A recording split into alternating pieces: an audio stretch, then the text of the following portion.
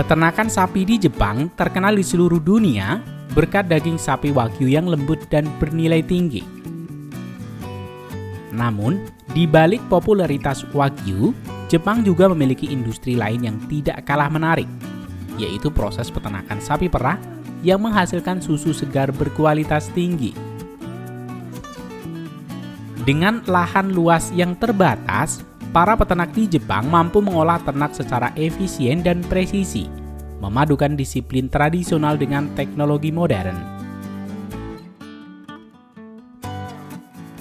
Setiap tahun, Jepang memproduksi sekitar 7 juta ton susu segar, yang mampu memenuhi hampir seluruh kebutuhan dalam negeri.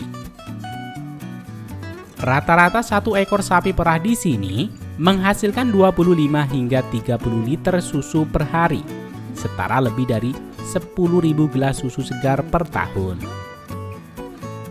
Hasil luar biasa ini lahir dari kombinasi genetik sapi unggul, manajemen pakan yang tepat, serta pengendalian kesehatan dan lingkungan yang cermat.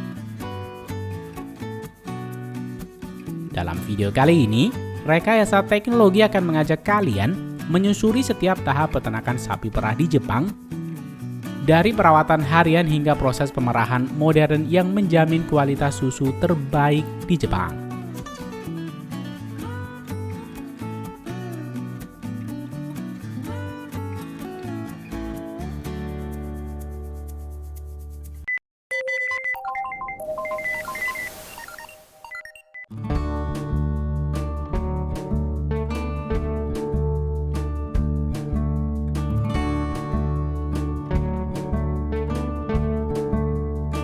Peternakan sapi perah di Jepang umumnya menggunakan ras sapi Holstein Friesian yang terkenal memiliki produksi susu tinggi yang mencapai rata-rata 8.000 hingga 10.000 liter per tahun.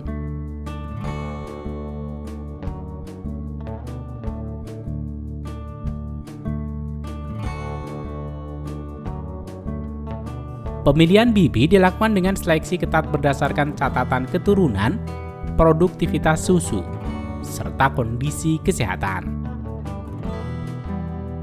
Beberapa peternak juga mengandalkan inseminasi buatan dengan teknologi genomic selection untuk mendapatkan anak sapi dengan genetik unggul. Bibit yang baru lahir dirawat di kandang khusus anak sapi, yaitu calf pen, yang terjaga kebersihan dan suhu udaranya.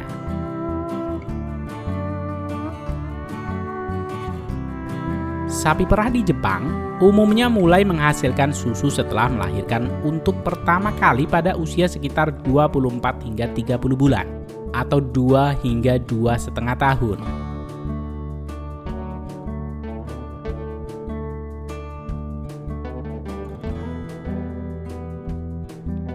Oleh karena itu, proses reproduksi menjadi bagian penting dari manajemen peternakan.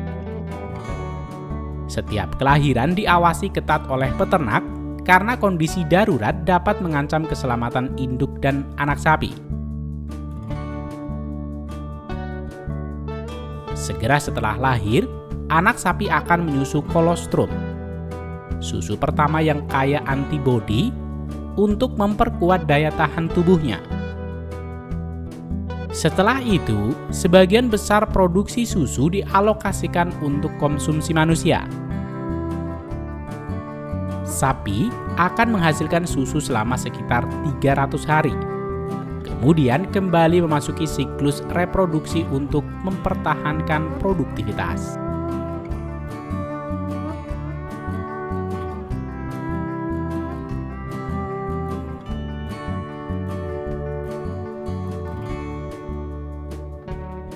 Sementara itu, rutinitas peternakan sapi dimulai di pagi hari hingga saat fajar. Sapi-sapi keluar dari kandang menuju area pemberian pakan. Disinilah teknologi pertama berperan, yaitu automatic feeder, sebuah mesin yang secara otomatis mengatur distribusi pakan dalam jumlah tepat ke setiap sapi.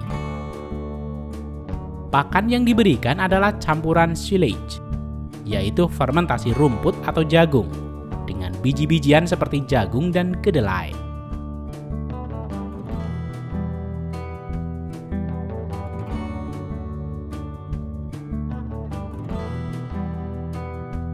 Formulasi ini disesuaikan untuk menjaga keseimbangan nutrisi, mencegah penyakit, dan memastikan produksi susu yang optimal. Peternak tidak hanya memberi makan, tetapi juga melakukan health check. Perilaku, nafsu makan, dan kondisi fisik sapi diamati setiap hari. Sapi yang sehat menghasilkan susu yang lebih banyak dan berkualitas lebih baik.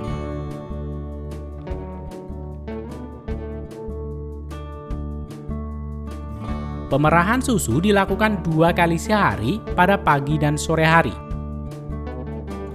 Dulu, proses ini dilakukan manual.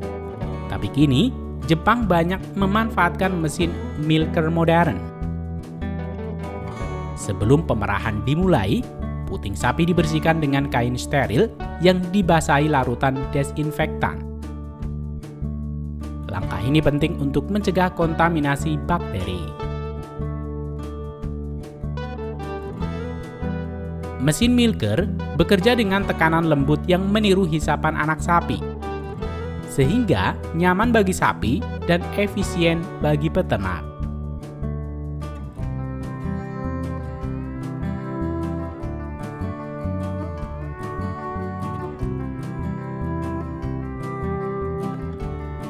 Susu yang diperah langsung mengalir melalui pipa tertutup menuju tangki pendingin bulk cooler pada suhu sekitar 4 derajat Celcius. Sistem tertutup ini memastikan susu tidak terpapar udara luar sehingga kualitas dan kesegaran terjaga. Setiap beberapa hari sekali, truk milk lorry datang untuk mengangkut susu menuju pabrik pengolahan.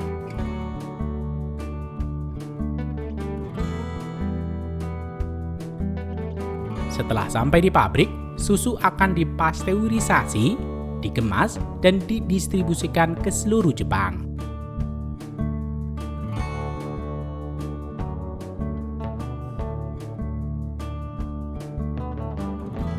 Sementara itu, untuk manajemen kotoran, setiap ekor sapi perah bisa menghasilkan hingga 30 kg kotoran per hari. Di Jepang, limbah ini bukan masalah, melainkan sumber daya berharga. Kotoran dan urin akan dikumpulkan dan kemudian difermentasi selama beberapa bulan hingga berubah menjadi pupuk organik berkualitas tinggi. Pupuk ini digunakan kembali di lahan petani sayur dan dijual ke pasar lokal.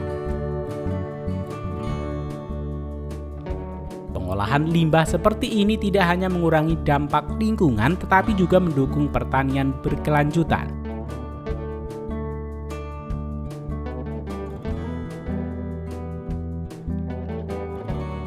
Salah satu ciri khas peternakan sapi perah di Jepang adalah tingkat kebersihan yang luar biasa. Sebelum masuk kandang, peternak wajib membersihkan dan mensterilkan sepatu. Sementara itu, kendaraan yang masuk ke area peternakan juga harus disemprot desinfektan.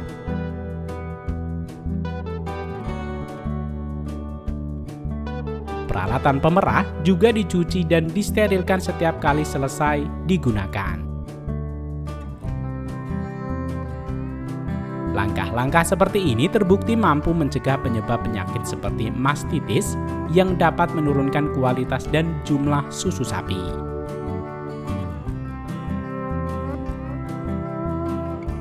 Menjelang sore hari, sapi kembali diberi pakan kedua. Sembari memberi makan, peternak memeriksa kembali kondisi tubuh sapi, termasuk bobot, perilaku makan, dan tanda-tanda stres. Jika suhu lingkungan terlalu panas, kipas besar atau sistem kabut air digunakan untuk menjaga kenyamanan sapi. Bagi peternak Jepang, sapi bukan sekedar hewan ternak, tetapi bagian dari keluarga. Hubungan kedekatan ini terlihat dari cara mereka merawat sapi dengan sabar dan penuh perhatian.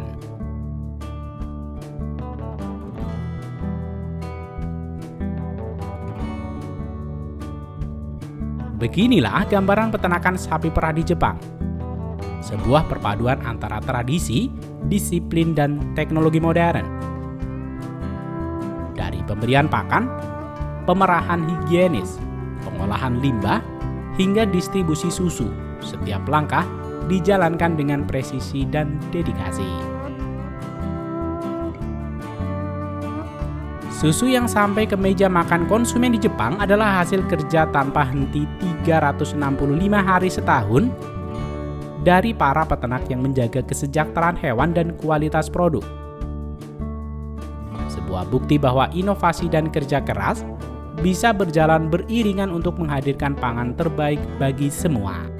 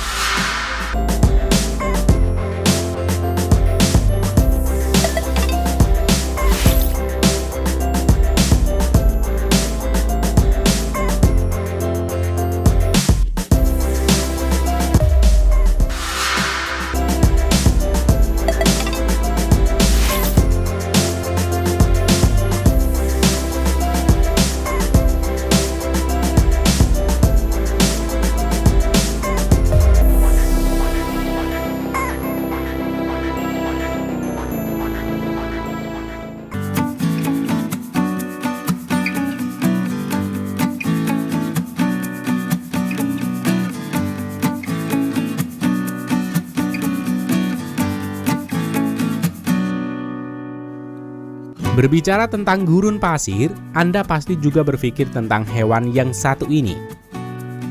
Ya, unta adalah salah satu hewan yang paling identik dengan gurun pasir. Hal ini karena unta memiliki beberapa keunggulan secara fisik untuk bertahan hidup di daerah kering seperti gurun pasir. Salah satunya, unta memiliki kelenjar keringat yang sangat sedikit, yang membuat mereka bisa bertahan tanpa air dengan waktu cukup lama hingga berminggu-minggu. Keunggulan ini membuat unta sering dijadikan sebagai alat transportasi sejak zaman dulu di daerah gurun pasir. Namun, selain dipelihara untuk alat transportasi, unta juga diternak untuk dimanfaatkan susunya. Sehingga susu unta lebih umum dikonsumsi di Timur Tengah, Afrika, dan sebagian Asia dibanding susu sapi dan susu kambing. Kandungan susu unta juga spesial karena kadar gula dan kolesterolnya yang tergolong lebih rendah. Selain itu, kandungan vitamin dan mineralnya juga bermacam-macam. Lalu bagaimana proses peternakan unta untuk memperoleh susunya? Pada video kali ini, Rekayasa Teknologi akan mengajak kalian untuk mengunjungi proses peternakan unta dan proses pengolahan susu unta di peternakan modern di Emirat Arab.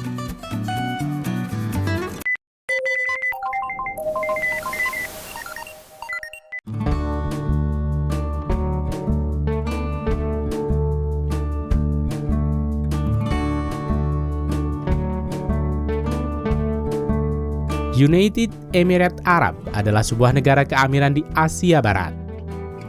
Negara ini terletak di sebelah timur Jazirah Arab dan berbatasan dengan Oman dan Arab Saudi yang memiliki perbatasan maritim di Teluk Persia dengan Qatar dan Iran. Walau dulu terkenal dengan negara penghasil minyak, namun ambisi dan program pemerintah yang menuju ke peradaban modern menjadikan negara ini berubah menjadi negara yang tidak hanya mengandalkan pemasukan dari minyak. Kini, Emirat Arab berubah menjadi kota wisata modern seperti Abu Dhabi, dan juga terdapat ambisi pertanian dan peternakan modern dalam jumlah yang besar.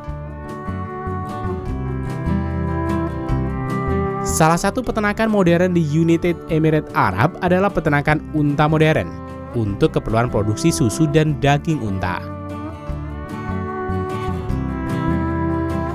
Memelihara unta untuk produksi susu penuh dengan banyak tantangan. Beberapa tantangannya adalah produksi susu unta tidak sebanyak produk susu sapi. Selain itu, masa hamil unta yang cenderung lama yaitu 15 bulan. Peternakan Camelius memulai proyek ini sejak tahun 2003 dengan 25 ekor unta yang kini telah berkembang hingga mencapai 8.000 unta dengan produksi susu mencapai 4 juta liter susu unta setiap tahun dan produknya tersedia di 18 negara. Hal menarik lainnya dari peternakan Camelius ini adalah peternakan ini memiliki sumber energinya sendiri untuk operasional peternakan. Ada 9.204 panel surya yang ditanam di sekitar peternakan yang dapat memenuhi 80% kebutuhan listriknya setiap tahun. Panel surya ini juga dipasang sensor untuk selalu menghadap matahari sehingga selalu mendapatkan pasokan listrik optimal di siang hari. Sementara itu, tugas membersihkan permukaan panel surya dari pasir gurun dilakukan oleh robot secara rutin yang diprogram oleh komputer. Beralih ke peternakan, proses produksi dimulai dengan mendapatkan bibit unta unggulan. Sehingga para ahli akan menyeleksi indukan baik dari unta jantan dan betina. Ini adalah proses pengambilan sperma. Sperma ini kemudian akan dibawa ke laboratorium untuk diseleksi dan diawetkan, yang selanjutnya akan didistribusikan ke unta-unta betina. Proses inseminasi buatan memungkinkan mendapatkan banyak bibit unggulan dengan jumlah pejantan yang lebih sedikit. Selain itu, proses ini juga memungkinkan angka kelahiran yang teratur dan mencegah penularan penyakit.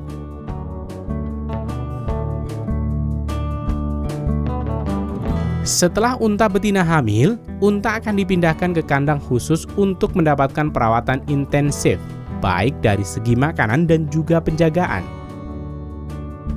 Unta akan diobservasi secara rutin 24 jam sehari, mengantisipasi kemungkinan perlunya tindakan yang harus diambil. Unta akan hamil sekitar 13 hingga 15 bulan tergantung jenis unta dan bulan di awal kehamilan.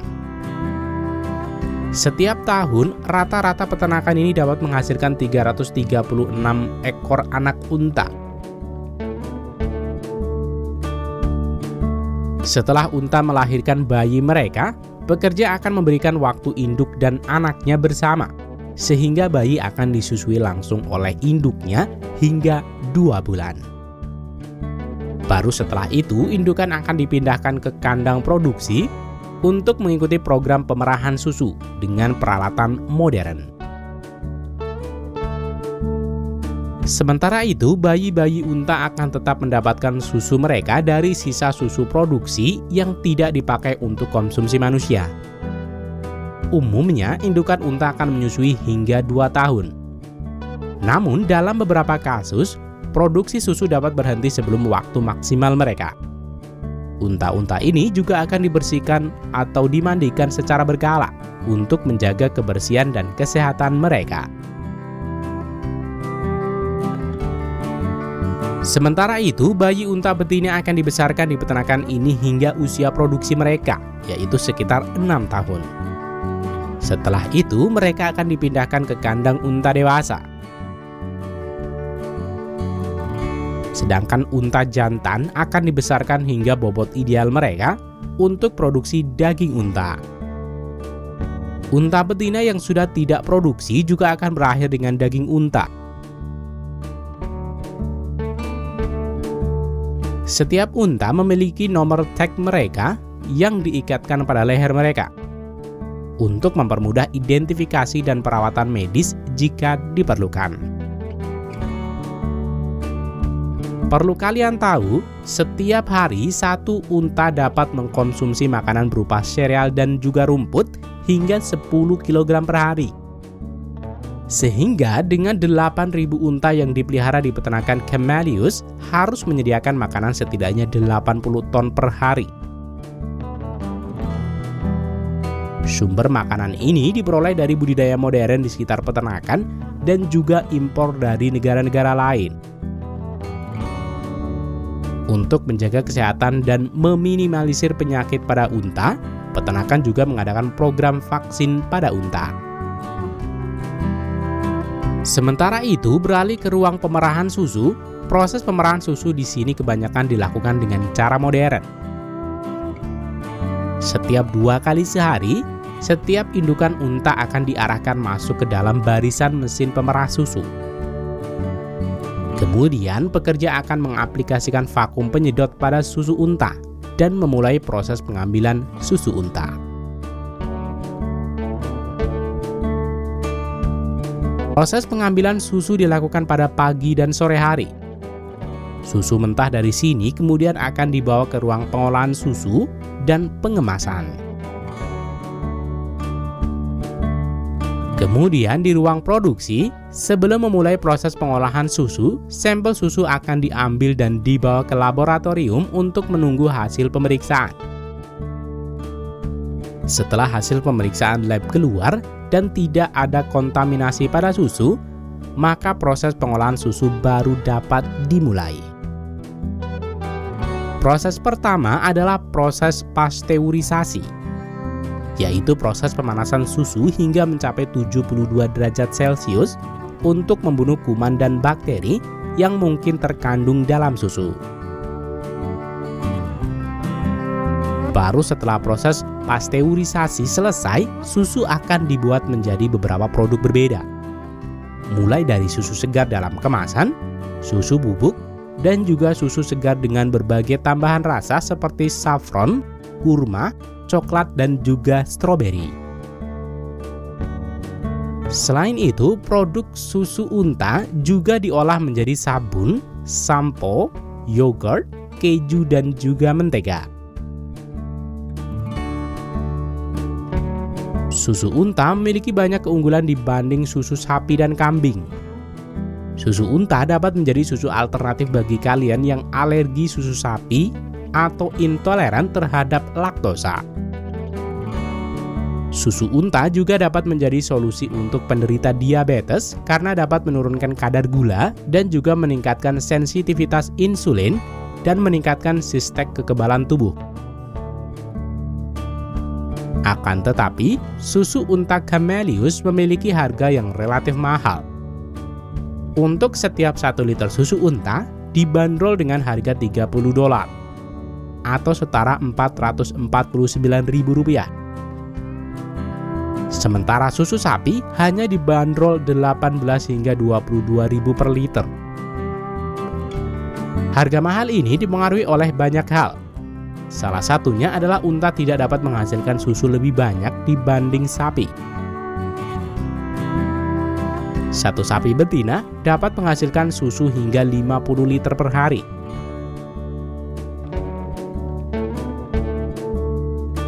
Sementara unta betina hanya dapat menghasilkan 7 liter per hari. Hasil produksi susu unta dari Emirat Arab ini kemudian akan didistribusikan ke 18 negara yang menjadi mitra dagang peternakan Camelius.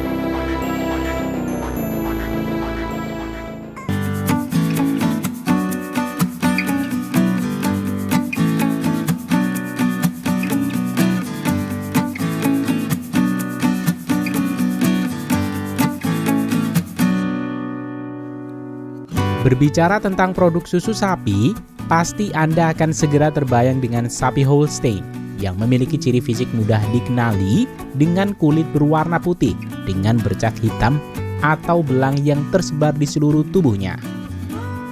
Pola belang hitam ini bisa bervariasi dari sapi ke sapi, tapi umumnya menciptakan tampilan yang khas dan mudah dikenali.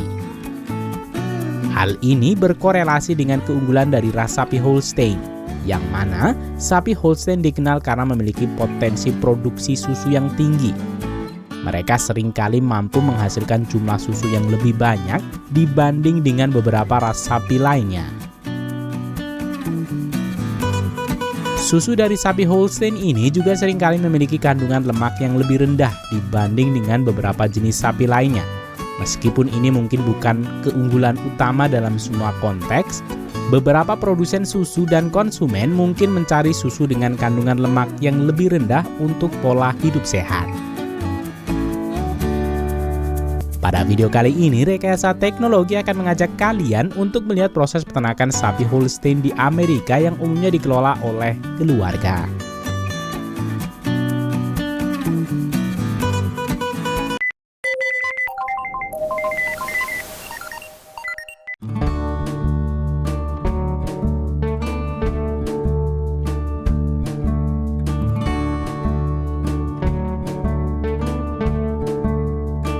Walau peternakan-peternakan dikelola oleh keluarga, namun peternakan sapi Holstein seperti ini biasanya memiliki jumlah sapi hingga ratusan, di mana jumlah maksimalnya adalah 116 untuk batas sapi yang dikelola oleh keluarga. Lebih dari itu harus masuk manajemen perusahaan.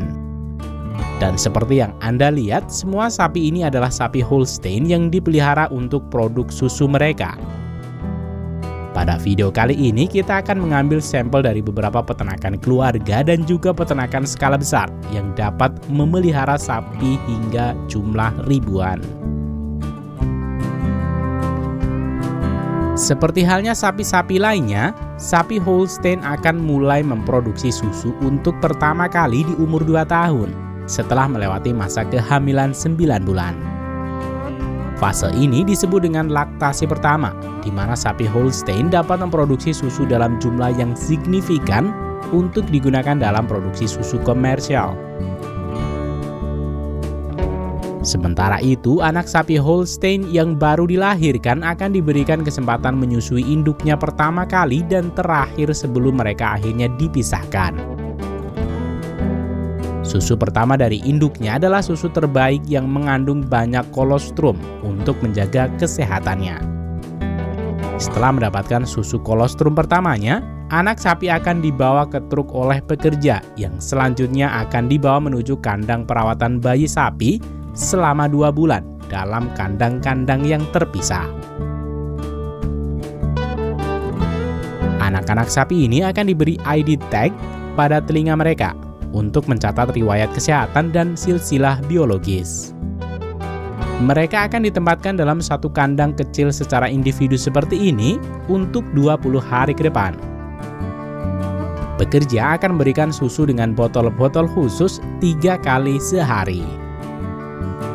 Sementara 2 ember di depannya berisi air dan makanan yang diformulasikan khusus untuk anak sapi. Setelah 20 hari, sekat antar kandang dibuka untuk mengumpulkan 2 anak sapi dalam satu kandang hingga 60 hari ke depan.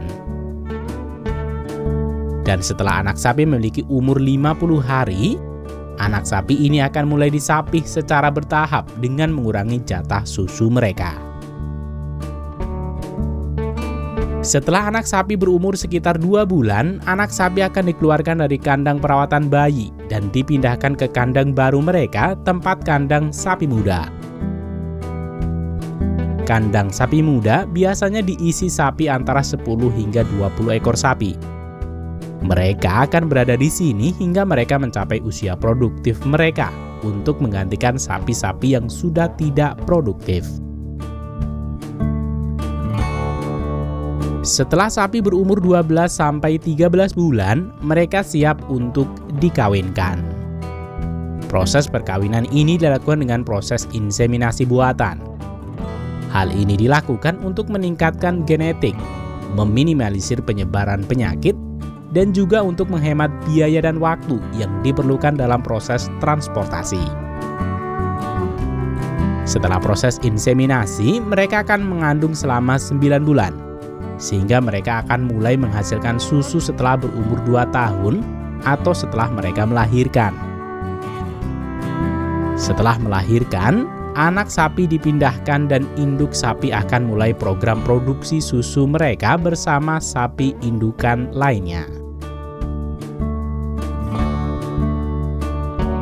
Seperti sapi lainnya, sapi Holstein dapat memproduksi susu secara terus-menerus setelah melahirkan dan memasuki masa laktasi. Masa laktasi sapi Holstein biasanya berlangsung selama sekitar 305 hari atau sekitar 10 bulan setelah melahirkan anaknya. Selama masa ini, sapi Holstein akan terus menghasilkan susu dalam jumlah yang signifikan. Produksi susu cenderung mencapai puncaknya pada beberapa bulan pertama setelah melahirkan, dan kemudian secara bertahap menurun seiring berjalannya waktu. Selama proses laktasi, sapi diberi makan komposisi diet seimbang dengan pedoman TMS atau Total Mixed Rotation. Komposisi diet ini sangat bervariasi tergantung pada berbagai faktor, termasuk usia sapi, tingkat produksi susu, kondisi kesehatan, dan juga tujuan pemeliharaan. Mungkin kita mengira sapi-sapi ini diberi pakan rumput kering saja, namun kenyataannya rumput ini dikomposisikan dengan konsentrat, vitamin, dan mineral untuk memenuhi kebutuhan nutrisinya. Beberapa peternak keluarga memiliki alat mixer portable yang ditarik oleh traktor. Mixer ini berfungsi untuk mencampur semua bahan komposisi pakan sapi. Secara umum, komposisi pakan sapi Holstein ini terdiri dari jerami alfalfa, jerami padi, biji cotton, pellet canola, produk sampingan toko roti, gluten jagung, silase jagung, kulit almond sebagai sumber serat berkelanjutan, rolled jagung dari produk sampingan pabrik olahan jagung, whey atau air susu hasil sampingan pembuatan keju, dan air bersih. Semua bahan ini akan dimasukkan ke dalam mixer dengan pedoman berat yang berada pada samping mixer. Setelah semua tercampur rata, mixer akan dibawa ke kandang sapi untuk mendistribusikannya. Sementara itu, pada peternakan yang lebih besar, setiap batch bahan memiliki ruangannya sendiri, sehingga pekerja cukup mengumpulkan semua bahan ini dengan loader dan memasukkannya ke batch mixer di tengah lapangan penyimpanan pakan, yang akan mencampur semua bahan ini dalam skala besar. Dalam beberapa musim, pakan tambahan atau campuran kadang akan berubah seiring musim, seperti pada musim kentang atau musim bawang bombay. Peternakan ini mendapat kiriman kulit kentang dan bawang bombay dari pabrik makanan ringan. Produk sampingan seperti ini tidak akan disia-siakan di peternakan ini. Setelah semua bahan tercampur merata, pakan diarahkan ke conveyor untuk dinaikkan masuk ke truk-truk pengangkut yang akan mendistribusikannya ke kandang-kandang sapi Holstein.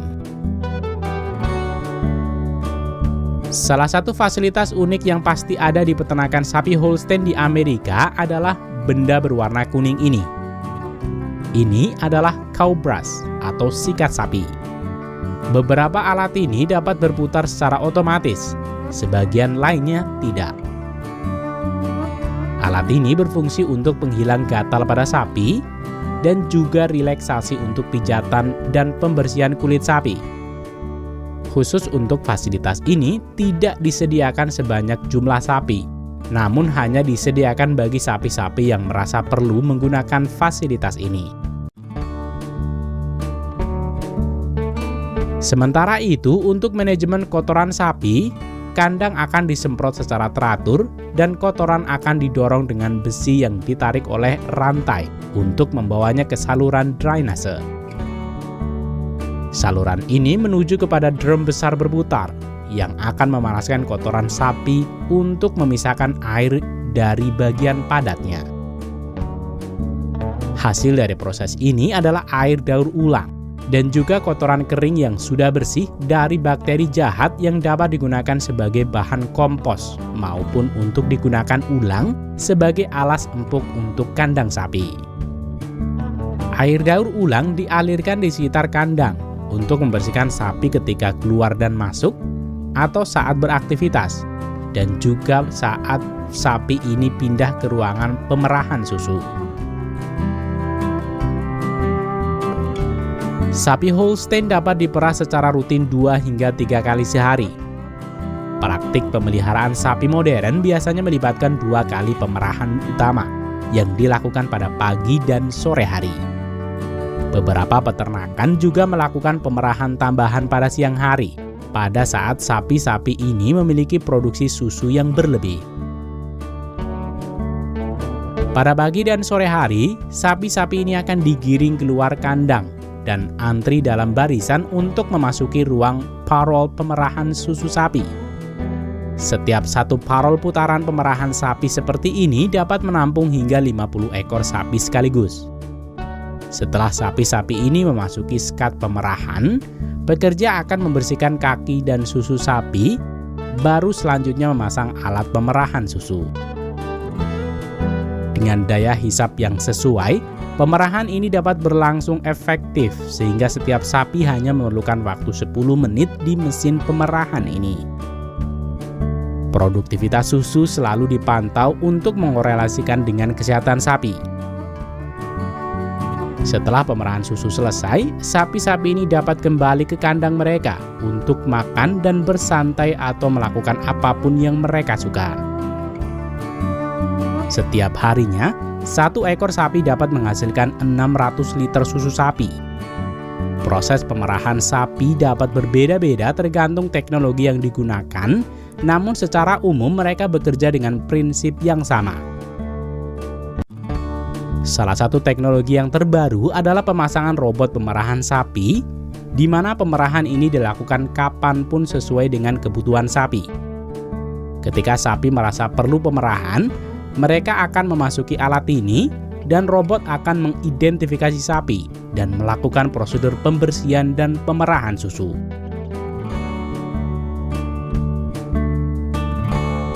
Sementara itu, susu sapi hasil pemerahan dikumpulkan pada silo stainless seperti ini, yang selanjutnya akan diolah sebelum akhirnya dimasukkan ke dalam botol untuk didistribusikan ke para konsumen.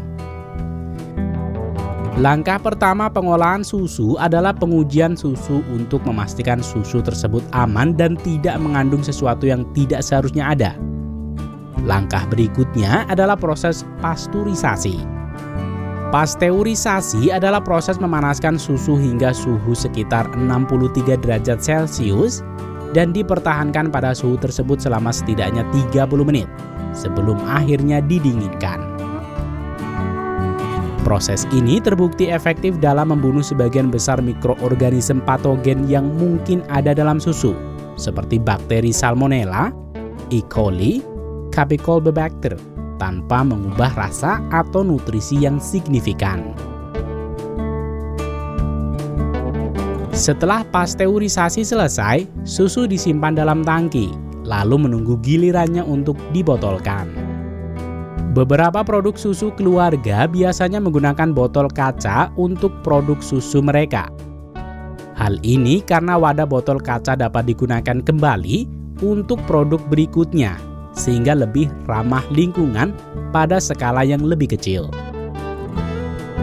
Ketika botol-botol tersebut dikembalikan, botol-botol tersebut dimasukkan ke dalam mesin pencuci botol yang memastikan bahwa botol-botol tersebut benar-benar bersih. Botol-botol tersebut kemudian dipindahkan sepanjang ban berjalan menuju mesin pembotolan berikutnya. Sementara untuk produk susu perusahaan dan skala besar, mereka lebih umum menggunakan wadah karton dengan lapisan aluminium, seperti yang Anda kenal dan mudah dijumpai pada toko-toko retail di sekitar Anda.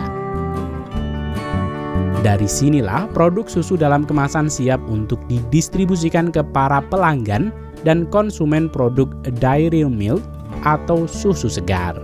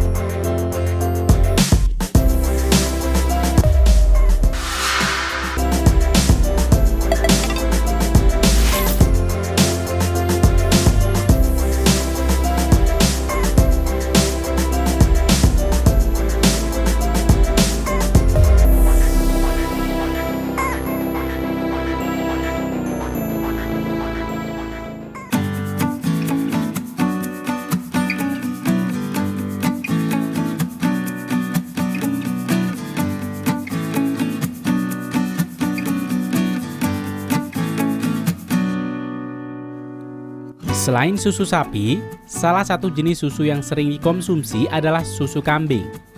Susu kambing menjadi cukup populer di Eropa karena banyak orang yang mengalami intoleransi laktosa atau alergi terhadap protein dalam susu sapi. Sehingga sebagai alternatif memenuhi kebutuhan nutrisi dari susu, banyak orang yang beralih ke susu kambing yang lebih mudah dicerna dan cenderung menyebabkan lebih sedikit alergi. Selain itu, susu kambing juga terbukti memiliki kandungan kalsium, magnesium, kalium, fosfor dan juga vitamin A dan riboflavin dalam jumlah yang lebih tinggi. Kesadaran yang meningkat akan manfaat kesehatan dari susu kambing, termasuk kandungan nutrisinya yang lebih tinggi dan manfaatnya bagi sistem pencernaan, mendorong banyak orang untuk memilih susu kambing. Sehingga kini di Eropa seperti Prancis, Turki, dan Belanda banyak ditemukan para peternak kambing modern untuk memproduksi susu kambing. Pada video kali ini, Rekayasa Teknologi akan mengajak kalian untuk melihat proses peternakan kambing modern untuk produksi susu mereka.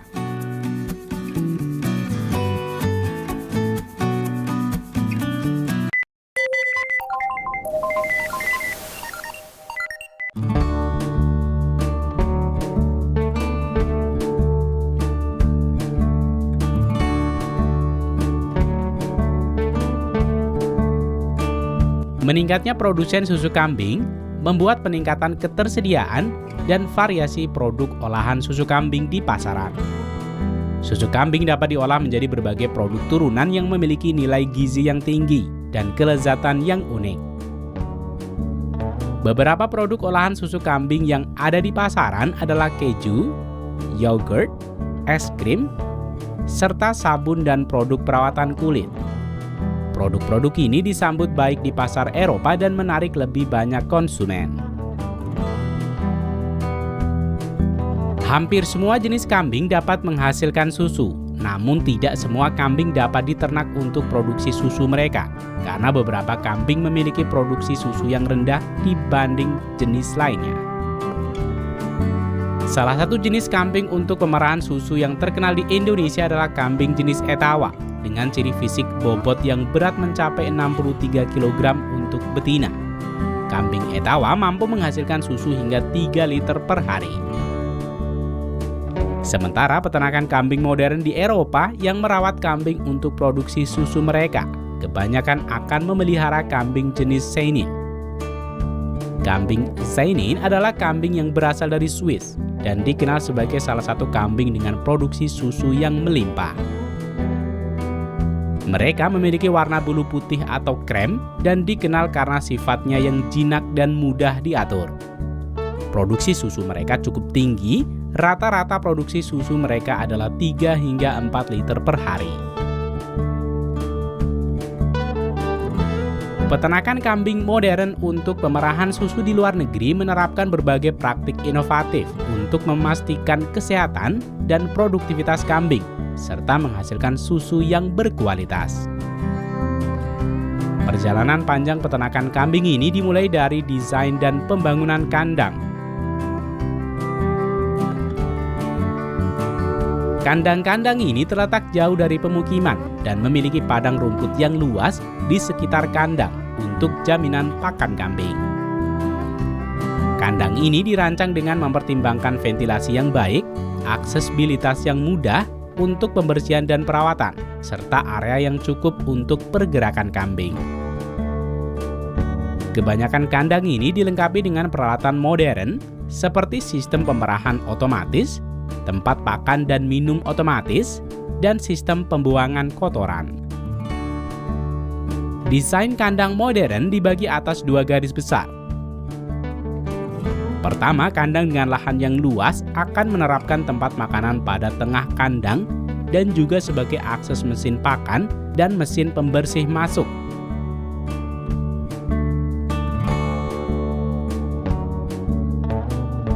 Sementara kandang dengan lahan terbatas akan membuat akses tempat makanan pada tengah kandang, namun menjadikannya pagar sebagai rel untuk mesin-mesin pakan dan pembersih melewatinya, membuat tempat pakan ini lebih sempit dibanding kandang pertama. Hal penting lainnya yang perlu dilakukan adalah seleksi bibit. Kebanyakan peternakan kambing pemerah susu di Eropa memilih kambing dari jenis Saanen. Untuk mendapatkan anakan dengan bibit unggul, peternak akan melakukan inseminasi buatan, di mana peternak dapat menggunakan semen dari pejantan unggul yang memiliki sifat genetik bertubuh besar dengan daya tahan terhadap penyakit untuk dikawinkan dengan betina unggul yang memiliki produksi susu yang tinggi sehingga dapat menghasilkan susu dengan jumlah yang lebih banyak dan kualitas yang lebih baik. Seperti kebanyakan kambing domestik lainnya, kambing Saanen memiliki masa kehamilan atau gestasi sekitar 150 hari, yang kira-kira setara dengan 5 bulan. Setelah melahirkan, induk kambing akan dimasukkan ke kandang produksi untuk menjalani makan diet seimbang dan program pemerahan susu. Sementara anak kambing akan dipisahkan dan ditempatkan pada kandang khusus untuk perawatan anak kambing. Di awal pertumbuhannya, anak kambing ini akan ditempatkan pada kandang sempit dengan penambahan lampu pijar yang akan menghasilkan panas untuk menjaga suhu tubuh anak kambing. Pakan seperti pelet dan susu akan diberikan secara teratur. Anak kambing Saanen akan dicampur dengan anak kambing lain dalam kandang besar setelah mereka disapi pada usia 8 hingga 12 minggu, selama mereka telah memiliki kondisi sehat dan kuat. Selama proses pembesarannya, kambing secara rutin akan diperiksa kesehatannya, divaksinasi, dan diparasitkan untuk mencegah penyakit. Kambing ini juga akan diberi pakan berkualitas tinggi yang seimbang, termasuk pakan konsentrat, rumput segar, dan hay. Untuk kebersihan kandang, mesin penghilang kotoran otomatis akan menyapu sesuai jadwal untuk menjaga kebersihan dan kesehatan kambing. Kambing Saanen mulai memproduksi susu setelah melahirkan untuk pertama kalinya, biasanya sekitar usia 1 hingga 1,5 tahun. Dan produksi susu dapat berlangsung selama beberapa bulan selama proses menyusui kambing. Seperti halnya pemerahan susu pada sapi, kambing-kambing ini juga akan diperah 2 kali sehari. Walau begitu, beberapa peternakan memilih untuk memerah 3 kali sehari untuk meningkatkan produksi susu mereka. Baik peternak yang melakukan pemerahan 2 atau 3 kali sehari, mereka harus melakukan secara konsisten dalam waktu pemerahan, kebersihan, dan lingkungan yang tenang. Pemerahan pada pagi hari biasanya dimulai dari jam 5 pagi hingga jam 7 pagi. Pekerja akan mengeluarkan kambing-kambing ini untuk menuju mesin parol pemerah susu. Untuk menenangkan mereka, di setiap kandang parol dilengkapi dengan pakan pelet kambing. Sementara dari belakang pekerja akan membersihkan dan memasang alat pemerah susu pada kambing. Durasi pemerahan kambing menggunakan mesin pemerah susu otomatis seperti mesin parol biasanya berlangsung antara 5 hingga 10 menit per kambing. Waktu ini bisa bervariasi tergantung pada beberapa faktor. Setelah pemerahan selesai, kambing-kambing ini akan diarahkan kembali ke kandang utama dan menunggu jadwal pemerahan berikutnya di sore hari. Sementara itu, susu kambing ini akan dipasteurisasi dan siap untuk dikirim ke produsen berikutnya yang akan mengolah susu kambing menjadi berbagai macam produk yang beredar di pasaran. Sementara sebagian lainnya akan dikemas sebagai susu segar.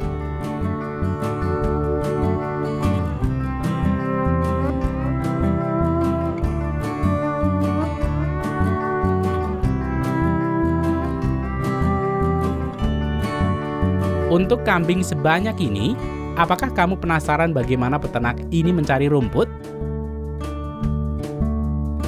Pekerja akan mencari rumput dengan traktor yang menarik serangkaian rotor berputar yang akan memotong rumput. Mesin ini dapat memotong rumput dalam 1 hektar lahan kurang dari 1 jam.